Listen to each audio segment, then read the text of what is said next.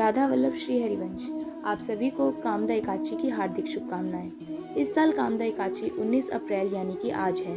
चैत्र शुक्ल की एकादशी व्रत भगवान विष्णु को समर्पित की जाती है। इस दिन पूजा करने से भगवान विष्णु का विशेष आशीर्वाद प्राप्त होता है। कामदा एकादशी को चैत्र शुक्ल एकादशी भी कहते हैं। हिंदू धर्म में एकादशी तिथि का विशेष महत्व माना जाता है। वर्ष भर में 24 एकादशी मनाई जाती हैं, जिनमें से प्रत्येक का अपना अलग अलग फल और महत्व होता है।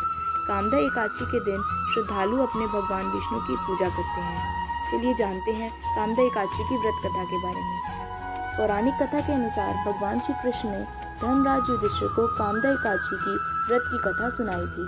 इनके अलावा भगवान राम के पूर्वज राजा दिलीप ने भी कामदा एकादशी का महत्व और कथा गुरु वशिष्ठ से सुना था। कथा के अनुसार प्राचीन काल में पुंडरीक नामक एक राजा राज्य करता था।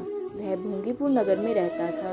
राजा प्रजा का ध्यान नहीं रखता और हर वक्त भोग विलास में डूबा रहता। उसके ही राज्य में एक पति पत्नी रहते थे जिनका नाम ललित और ललिता था।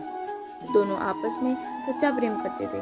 ललित राजा के यहाँ संगीत सुनाता था। एक दिन राजा की सभा में ललित संगीत सुना रहा था कि तभी उसका ध्यान अपनी पत्नी की ओर चला गया और उसका स्वर बिगड़ गया। इसे देखकर राजा पुंडरीक का क्रोध 7वें आसमान पर पहुंच गया। राजा इतना क्रोधित हुआ कि उसने क्रोध में आकर ललित को राक्षस बनने का श्राप दे दिया। राजा के श्राप से ललित मांस खाने लगा और राक्षस बन गया। अपने पति का हाल देख ललिता बहुत दुखी हुई।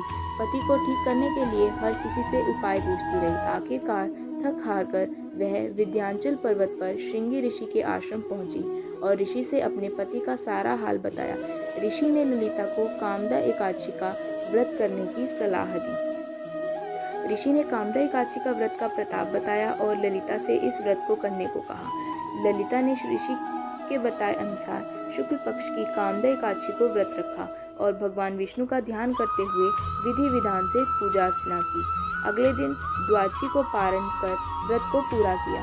भगवान विष्णु की कृपा से उसके पति को फिर से मनुष्य योनि मिली और राक्षस योनि से मुक्त हो गया।